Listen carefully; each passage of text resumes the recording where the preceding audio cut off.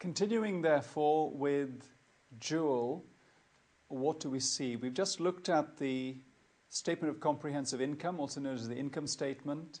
We're now looking at the SOSI, the Statement of Financial Position, that kind of thing. So let us attack the SOSI, since that seems to flow quite nicely from the Statement of Comprehensive Income, or the income statement. So how would one do something like this? Let's lay it all out.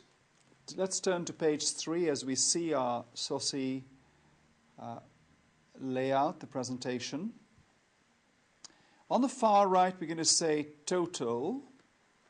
Nearby, we could have our retained earnings. Nearby, we could have our preference share capital, which I should say is PSC. Then, of course, the ordinary share capital, the OSC. All done in terms of dollars, so let's put that to one side. Now, what the statement of changes in equity quite simply means is the amount of money, the reserves and share capital invested by the shareholders in this company. It's a difficult one to decide whether to bring in the preference shares or not. I'm going to. You could equally leave it out. If you took a very strict interpretation, equity could exclude preference shares. So the examiner doesn't mind too much at this level whether you bring it in or not. I'm going to take the liberty of actually bringing it in. If you leave it out, well, the total becomes a bit smaller, and then when we're doing our share capital and reserve section in our statement of financial position, mustn't forget to bring in the preference shares. So let's make a start. Very, very straightforward indeed. A few columns, that's all it is. So let's start with the balance at 1406. From the trial balance, there's 100,000. So these items are coming from the trial balance. The ordinary share capital is 100,000. The preference share capital appears to be 50,000, also from the trial balance. And the retained earnings, of course, 234,666. Where from exactly? If you go back to your trial balance, you'll find these items featuring. For example, the share capital, the ordinary share capital, I'm assuming it's ordinary, is near the top, as indeed is the preference shares on the credit side. And then you have your retained earnings, which is immediately below that. So if you add left to right, all these items coming from the trial balance, you have a figure of 384,666. Very, very straightforward indeed.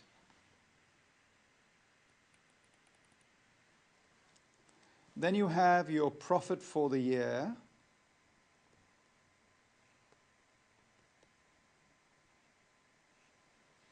Which is 119,713. If you remember something we worked out a few minutes ago.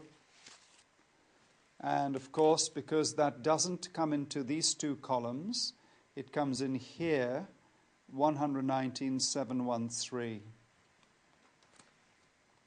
Beyond that, of course, we've got things like dividends. So let's say dividends. The preference, I suppose, goes first. So that's 3,000.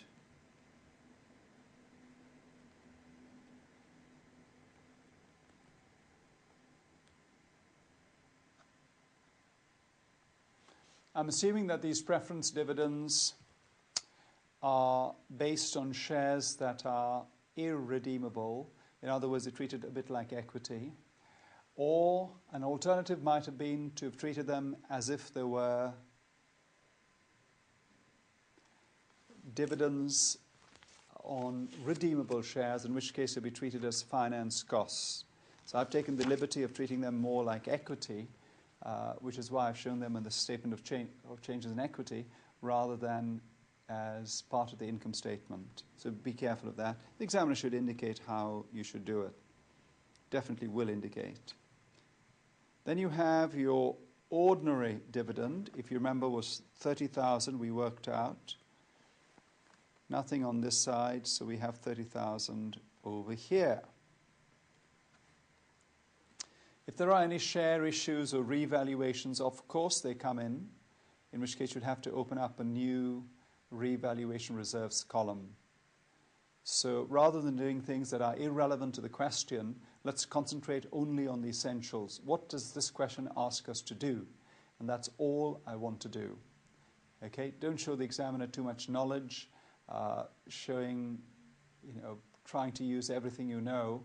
Only do what's required. That is the first and most important ingredient of passing, the essential way to do these exam questions. Just what's asked, not what you know. What you know is a bonus for later life, maybe later exams. So we come to the end of our little exercise. On the far left, we can say balance at 31st of March 2007. The share capital started off on 100,000, and as you work down the list, there is no movement, so I can remain at 100,000. The share premium doesn't exist. The preference share capital certainly is 50,000. That doesn't change. The retained earnings, can I ask you to stop the tape and see if you can add that up yourself, please?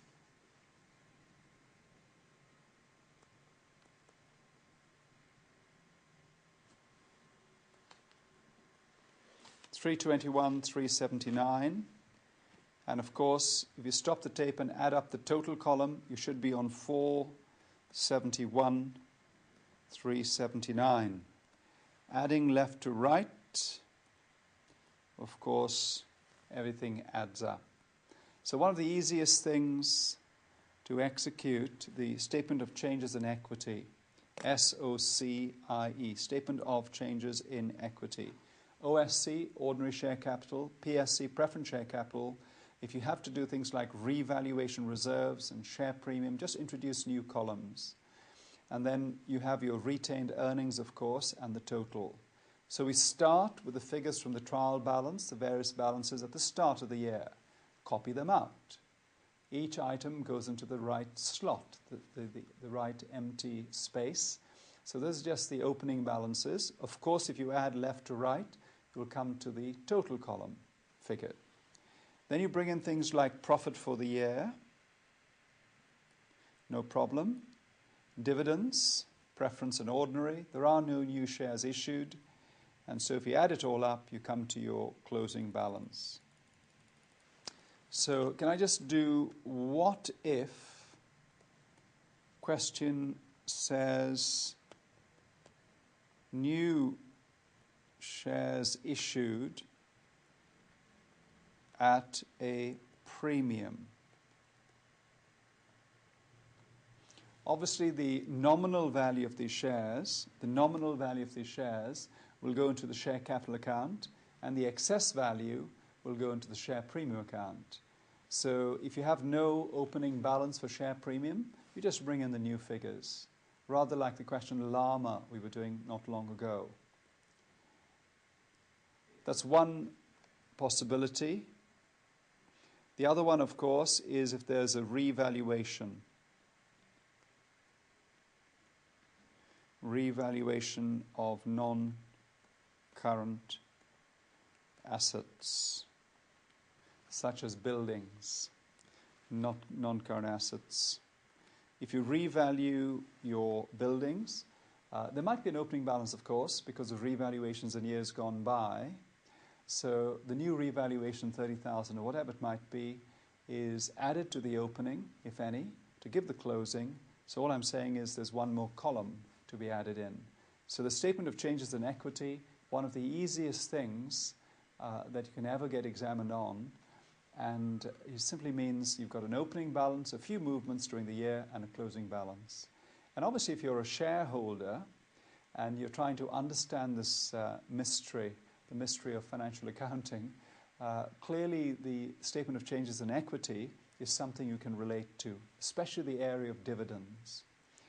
The nice thing about the revaluation reserve, of course, is that it is highlighted in the SOSI, giving the shareholder the impression that one day when those assets are sold, the revaluation reserve will become realized and might indeed finance a dividend, a larger dividend for the shareholder in the future. So you're giving them advance warning of possible good news. If the building goes up in value and is sold, that excess value, the profit, may finance, indeed the proceeds might finance the payment of a larger dividend. So shareholders are very interested in the SOSI. It's a small quarter of a page exercise that they can relate to the individual components.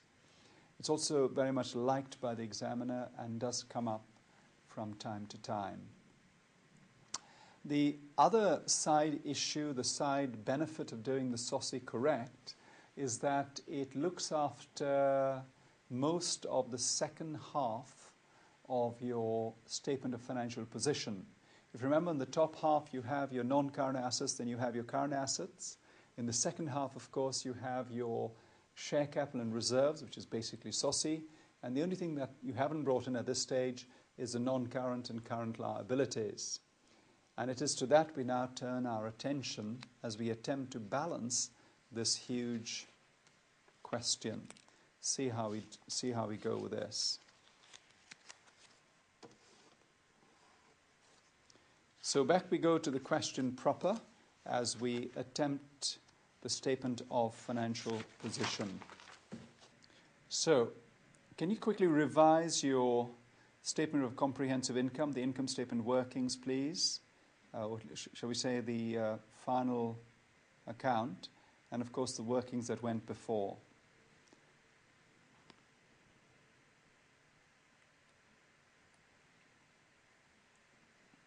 So here we are, Jewel, statement of financial position.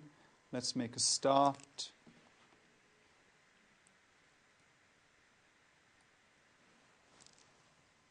What goes into this? Don't forget, it's a financial photograph. It's not for the year.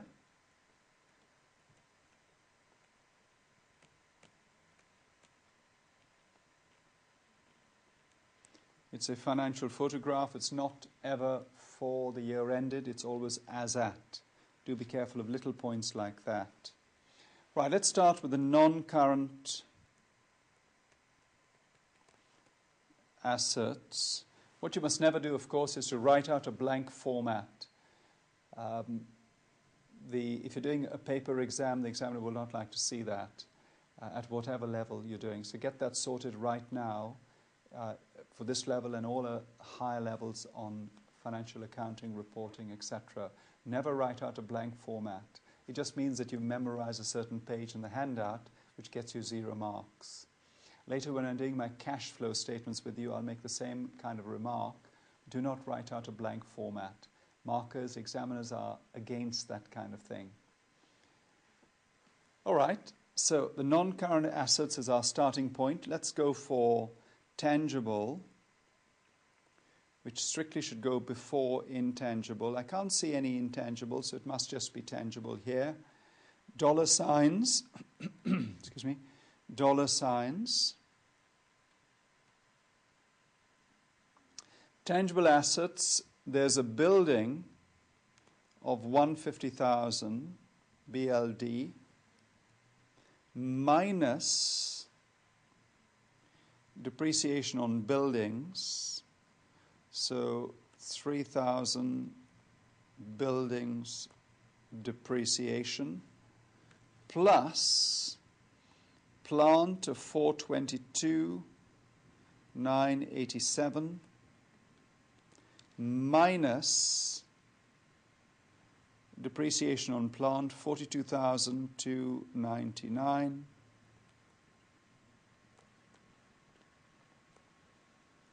and so is that figure 527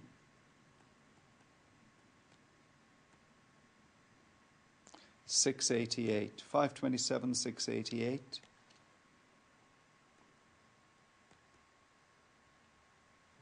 So you'll notice the original figures like buildings and plant come from the trial balance, whereas figures like 3,000 and 42,299 come from the workings. So maybe I should say that. The buildings and plant come from the trial balance, whereas these figures here come from workings. That comes from the workings, that comes from the workings, W for workings. So I hope that makes sense. Right, once that's in place, acknowledging the fact that, for example, the buildings was once 150,000, with 3,000 taken off that, the buildings are only worth 147. Similarly, the plant was once worth 422,987. If you take away 42,000, they're now worth about 380,000. So that's what we mean. These buildings and plant items are getting older and nearing the end of their economic life, useful economic life, and so depreciation simply reduces it every year as you go along. So the original cost or the valuation is gradually reduced by subsequent years of depreciation. We now turn our attention to current assets, which is, if anything, is even easier.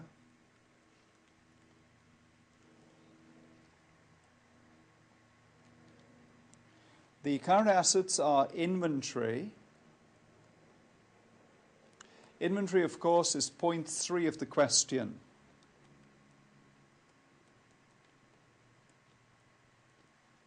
If you remember earlier, we brought it into our cost of sales as and a component part of cost of sales.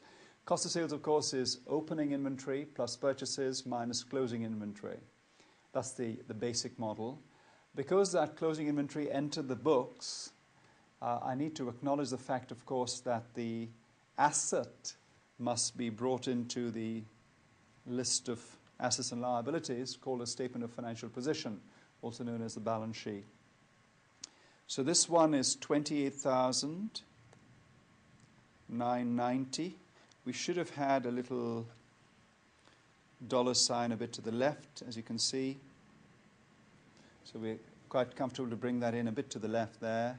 Then you have your trade receivables, which is full of danger. Be careful. The trade receivables, as per trial balance, 45,987. That's in the trial balance. Away from that, of course, is the adjustment for 2299. Now, this is where it gets really dangerous. This must be the closing as calculated. The most common errors students make is they take the 45,987 and they remove from that what was adjusted this year only. That is wrong, because that adjustment goes to the income statement. So if you remember the difference between the opening and the closing, goes to the income statement. But the closing figure itself goes to the statement of financial position. And of course, the worst error of all to make is to take the opening without adjustment away from the closing receivables, trade receivables. That's wrong. So I'll run through that again. You have your closing receivables given to you in the trial balance. Away from that must come the closing provision. The difference between the closing provision and the opening provision goes to the income statement, be it a plus or a minus. In this case, rather surprisingly, the provision goes down, and so your admin expenses actually is reduced, as we will see in a few minutes as we recap on our technique on the statement of comprehensive income. However, we're doing the SFP, the statement of financial position, and so the closing as calculated is what we need to bring into play. Of course, that's a little working. And so the answer is 43,688. 43,688. Excuse me. And then you have cash. The cash balance, of course, 73,958. Cash at bank and in hand, in total 73,000.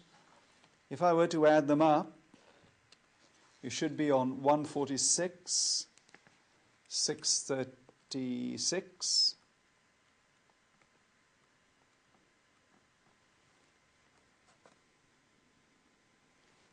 Stop the tape now as you finish adding up your statement of financial position, please.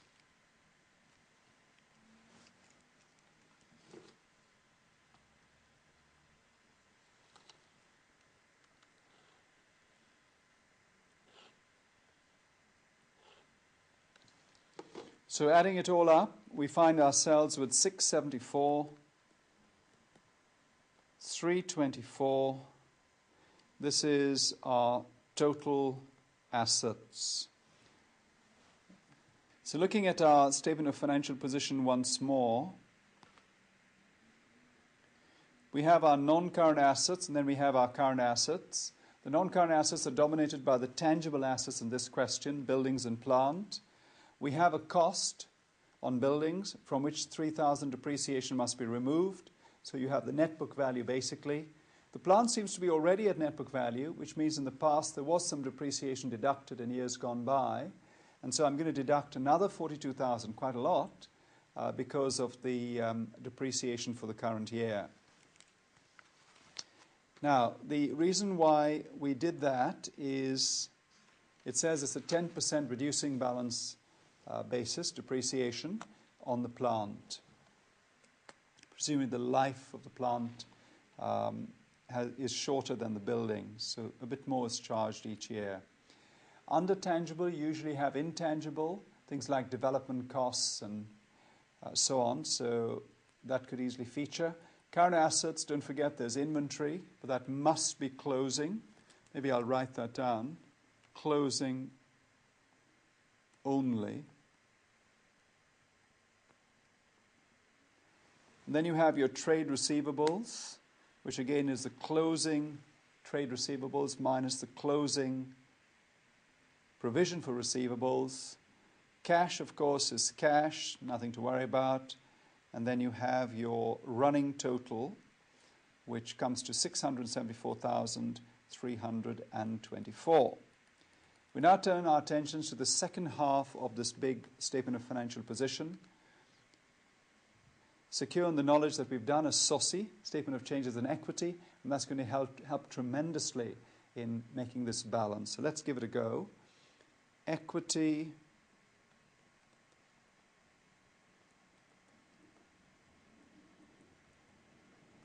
and liabilities, which is the ordinary share capital, also known as equity share capital, and that figure, of course, is 100,000. We then have our preference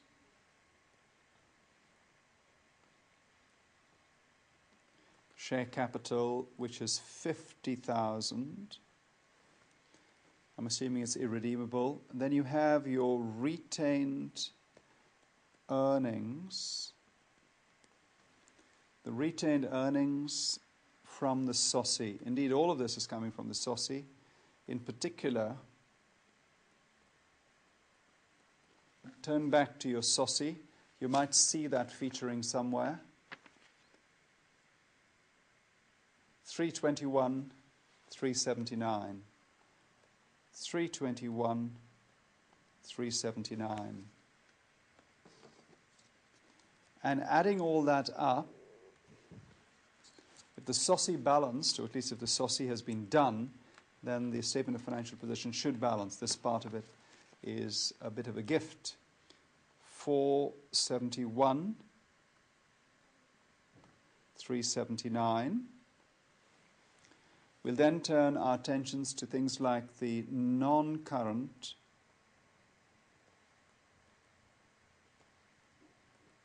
liabilities. Clearly we have the debenture, In this case, we have the 10% debenture. Please acknowledge that this must be the capital sum only, the principal. It mustn't include any accrued interest. Do be careful of that. So I'll say this is the capital, i.e. the principal. Capital, the principal only. Principal sum only, not interest. So principal, I'll spell it like that, a capital sum. Though the principal, PLE, is that you must only show the capital sum, 100,000. Right, then comes our current liabilities.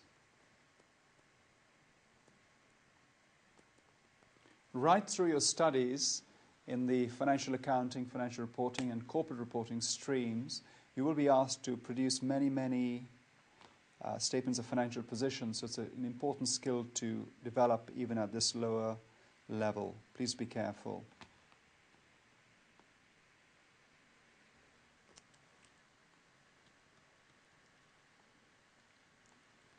So current liabilities, we have our trade payables. The trade payables, of course, 39,945. That is from the trial balance directly. Beyond that, we have things like the debenture interest accrued, which was 5,000, if you remember. If you cast your mind back to the trial balance, what we were involved with a few minutes ago, the trial balance says that 5,000 has been paid, and in a very subtle way, the question says, because it's a 10% total debenture interest, and it's 100,000 principal or capital sum, the 10,000 must be the total interest. And if that is the total interest, 10,000 and 5,000 has been paid, the other 5,000 needs to be paid, and therefore it's called an accrued item. Clearly there's one other way of reading the question, and that is, he might say to you, she might say to you at times, various examiners at different levels, let's say our examiner, Nicola Ventris, might say to us that the debentures were issued halfway through the year. So you can see why, in those circumstances, if it was issued halfway through the year, you'd only expect to charge 6 months' interest, in which case the original 5,000 that was charged is all you need to do. Though if the question is silent about dates and so on, just assume it's a challenge to you to provide for the second 6 months. This is the accrued interest. Okay, so I'll run through that again. If you see the full figure in your trial balance without any indication as to when the debenture was issued, then you must charge interest for the whole year. So if the interest for the whole year is 10,000 and 5,000 has been paid already, the other 5,000 needs to be accrued.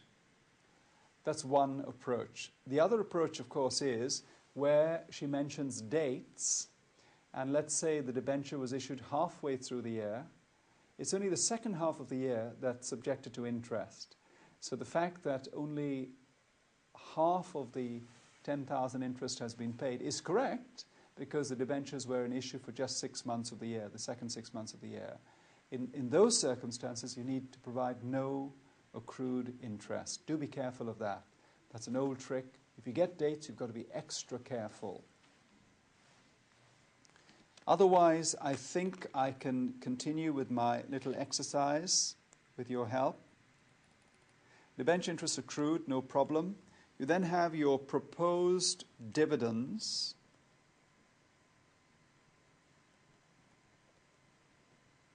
Obviously to be paid. We have the ordinary of 30 and the preference of 3, whichever you want to show first, but I'm assuming they're paying from the end up. So that comes clearly to 33,000. You will remember, of course, that the ordinary dividend was mentioned in the question. You had to provide for it, whereas the preference dividend was much more subtle. That was the fact that there was a 6%, I believe, yes, 6% preference shares of 50,000. So that's how I came upon that figure. So I'll just say that was 6% multiplied by 50,000. And that, of course, is how I got the preference dividend. And remember, the preference dividend must be paid in full before any ordinary dividend can be paid, by law and obviously custom, accounting practice. Right, the only other thing that we need to worry about, of course, is the tax. And if you turn to the question, it's something that we put a cross besides a little while ago. The tax is said to be 25,000, point number 5 of the question. We put that into our income statement, but the fact that it hasn't been paid yet must mean that it should be provided for. So I'm going to say taxation, income tax, some word like that, 25,000. It's accrued, i.e. not yet paid. And so it must show up as a current liability, which is exactly what we're doing. If you find those current liabilities are too many items, you can do that as a working and bring forward just the one figure. But that wasn't too bad with just 4 items, possibly 5. So if you add that up, stop the tape please and see if you can add that up and finish the balance sheet. Have the satisfaction of balancing the statement of financial position, please.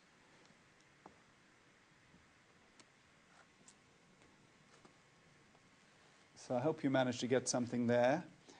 I'm making that 102,945. So I'll say 102,945, which when added to the figures higher up the page, 102 plus 100, 202 plus 471 is somewhere in the region of 674,324. So my statement of financial position actually does balance. So let's write that down.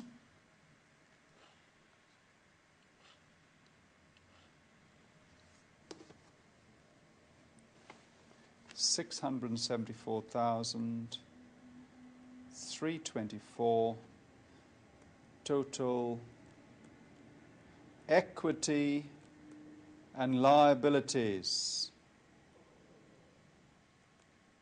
equals 674. Of course it balances. If you're careful, it should. No reason why it shouldn't in the exam either. But most of the time you get little bits of this as part of those 2-mark and 1-mark exercises. For example, she might say to you, can you quickly prepare the reducing balance depreciation figure for this year? In which case the bit that we did on plant becomes very, very important indeed. So I think what I'll do over the next few minutes, just to firm up this technique, is take you through the adjustments once more to explain why and how we did them. I'm trying to avoid doing journal entries for everything. The only time I did a journal entry, of course, was for the provision for doubtful debts, provision for the receivables, because that is a little bit complex. Otherwise, I try to avoid doing too many journal entries. So here we are. Let's go back and run through these various adjustments, because that's really the kind of thing that comes up regularly in the exam. I was speaking just now about depreciation straight line. 2% multiplied by buildings of 150,000 is 3,000. There doesn't seem to be any depreciation from earlier years. If there was, I'd add that in to the 3,000 to give the closing depreciation only for SFP, balance sheet, statement of financial position purposes. Never add previous year's depreciation to this year's depreciation and charge the whole lot to the income statement this year, because that'll be double charging and you could cause a loss for the firm you work for as the accountant. So be careful of that. So the depreciation for this year goes to this year's income statement, but any depreciation brought forward from previous years, accumulated depreciation provision, is added to with this year's charge, and the grand total is taken forward to the SFP, Statement of Financial Position. So don't forget those little points. What else could come up in the exam? You could get a reducing balance basis depreciation, of course. So that means you take your cost, minus from that your depreciation, and the net book value of 422,987, which in this question is just given to you, surprisingly, just to make life a bit easier, I suppose. 10% of that is 42,299. That could easily come up as a 1-mark exercise on its own. We then look at point number 3, which speaks about closing inventory, IS2. Don't worry about that. You just put that directly into your cost of sales, reducing your cost of sales, I suppose, and you're also increasing your asset, the current asset of inventory, closing inventory. So it features in your cost of sales as a reduction from the total of opening inventory plus purchases, and in your statement of financial position, it is acknowledged as an asset. Why is it an asset? Because it came out of purchases this year, you see. You bought something this year, and the last bits of what you bought, you haven't used. So I suppose you have an economic resource at the end of the year, which means, of course, you have an asset.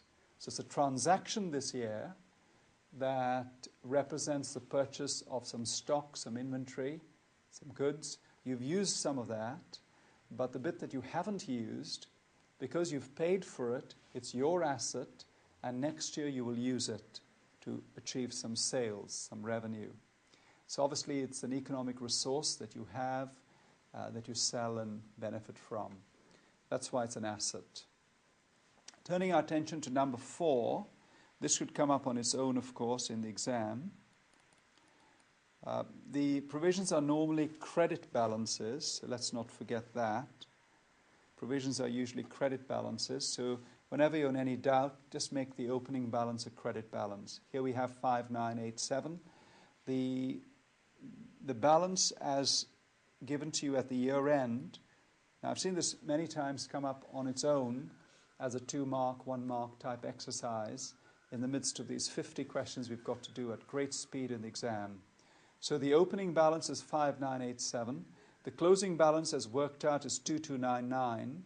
So if it's dropped from 59 to 22, this year benefits to the extent of 3688. Interesting one that, because normally you would debit your income statement and you would credit the provision to make it go up, but this time actually it goes down. So that's an intriguing possibility in the exam. So if it goes down, meaning that you feel you don't have as many irrecoverable debts in the future coming up, so you cut down the amount that you're providing for. And if you found that in any way difficult, I'd advise you to go back to the session where we did our provisions and irrecoverable debts. It's a little session on its own. Please have a look. Around about the time we did our journal entries and so on, master that technique, because you can see that's has a very practical use in real life accounting and of course in the exam. So here we are. We're going to debit the provision and credit the income statement. Just to recap the most important points that are likely to come up as 2 and 1 markers. That is a fair enough exercise. We then move into our dividends. I think we've looked at this already in some detail, but don't forget the preference dividend must be paid before the ordinary dividend. And so if any ordinary dividend is going to be paid, the preference must also be cleared first. These days, of course, the dividends are not shown in the income statement. They must go to the SOSI. If the preference dividends relate to irrecoverable shares, then of course you treat them like equity, like we've done in this question. But if they are treated as redeemable, then of course the preference shares, either irredeemable or redeemable, if they are redeemable, of course they must be shown as long-term liabilities, non-current liabilities in the statement of financial position. rather like a debenture. And of course, the interest, rather like a debenture, is added to the debenture interest in that section under finance costs, you see, in the statement of comprehensive income.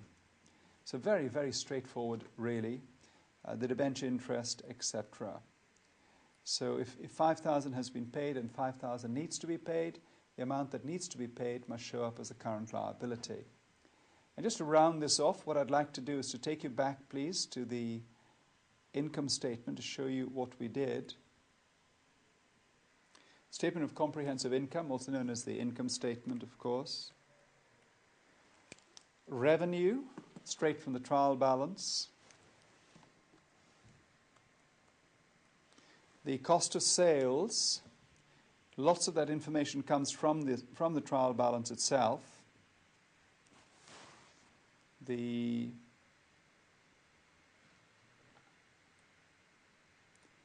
opening inventory, the purchases.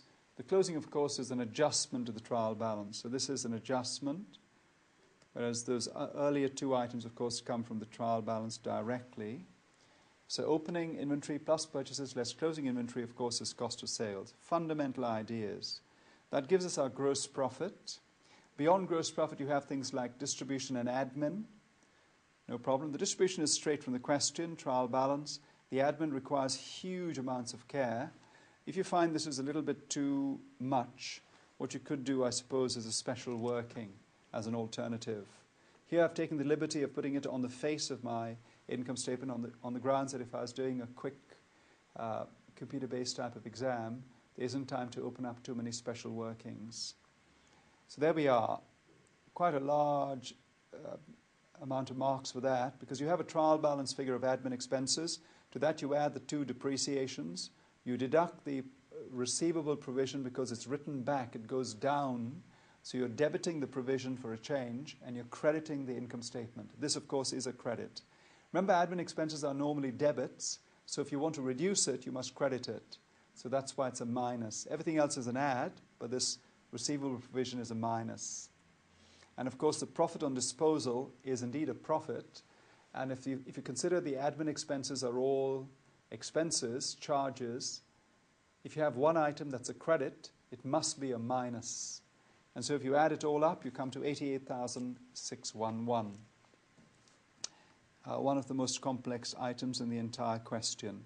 The finance costs are straightforward enough. Debenture interest, basically. So both of them are debenture interest. So I'll say this too is debenture interest. The profit before tax is then arrived at, and then you take away from that the tax. That should be given directly in the question somewhere. And profit after tax, of course, 119,713. Continuing this process to the statement of financial position, what I'd like to do is take you down to the retained earnings area and 321,379, which of course in turn comes from the SOSI, which we can find down here somewhere.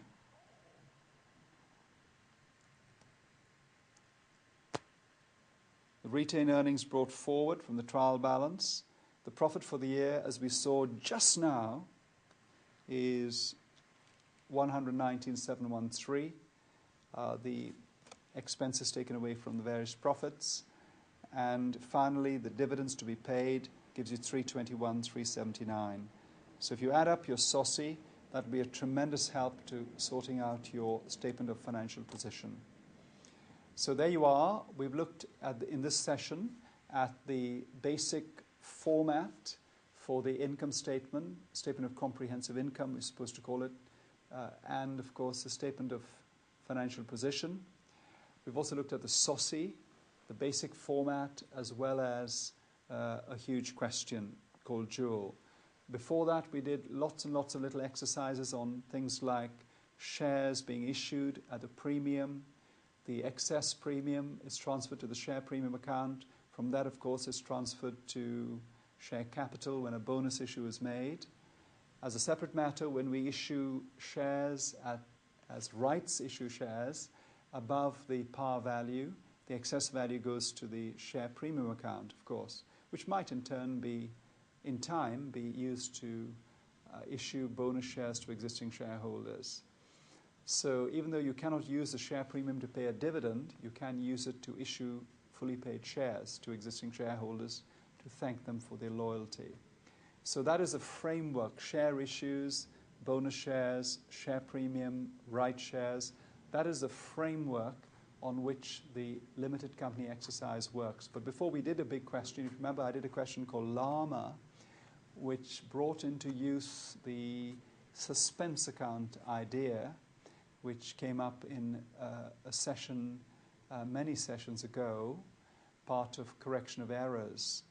So the bookkeeper has made an error in as much as the suspense account was unknown, and so he or she brought that into suspense, and we've sorted it out. And so using all the skills, of course, we prepared a full set of accounts. Just one other small point. When you hear about share prices in the newspaper, on the stock market, those are the current prices of shares. That is not the par value, the nominal value. The nominal value is something that's established when the shares are first issued and when the constitution of the company is first established, often called the Memorandum of Association and articles and so on, especially the memorandum. That's where the par value of shares is decided as $1.50, but the share price at which it trades on the stock market is more a rough guide as to what a new issue of shares may be issued at. So that isn't the par value. You must be very careful of that point. Otherwise, revise limited company accounts. When I'm doing the revision phase of this course, I'll take you through many of these little issues through the eyes of these small 2-mark, 1-mark type questions. Speed is of the essence, of course, but for the moment, let's be happy that we balanced a huge, big, comprehensive question called Jewel.